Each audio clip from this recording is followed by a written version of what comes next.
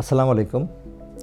আপনারা মাঝে মাঝে প্রশ্ন করে থাকেন যে আমার টয়লেট রাস্তায় রক্ত যাচ্ছিল, আমি একটু টয়লেট স্বাভাবিক হলো, আমি একটু শাকসবজি খেলাম, রক্ত যাওয়াটা বন্ধ হয়ে গেল, আর বেশ কিছুদিন আবার কোনো সমস্যা নেই, আবার কিছুদিন পরে আবার একটু সমস্যা দেখা গেল, আবার আপনি ভালো হয়ে যান। আপনি কিন্তু ঠিকই বলেছেন, পাইলসে রক্ত যাওয়াটা আসলে এরকমই হয়। কিছুদিন রক্ত যায়, আপনি যদি ওষুধ নাও খান, কিছু নাও করেন, তাও কিন্তু আপনার রক্ত পড়াটা বন্ধ হয়ে যাবে। তার মানে এই নয় যে আপনার পাইলসটা ভালো হয়ে গেল, এটা কিন্তু আস্তে আস্তে অ্যাডভান্স হতে থাকবে, যেমন এটা গ্রেড কিন্তু আস্তে আস্তে বাড়তে থাকবে। একসময় কিন্তু এটা বিভিন্ন জটিলতা নিয়েও আপনি আমাদের কাছে আসবেন।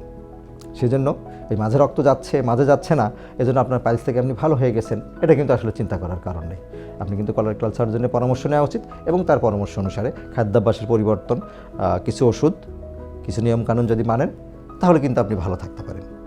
সেজন্য আসলে অবহেলা না করে কলোরেক্টাল সার্জনের যত দ্রুত পরামর্শ নেবেন, আশা করি ভালো থাকবেন। ধন্যবাদ।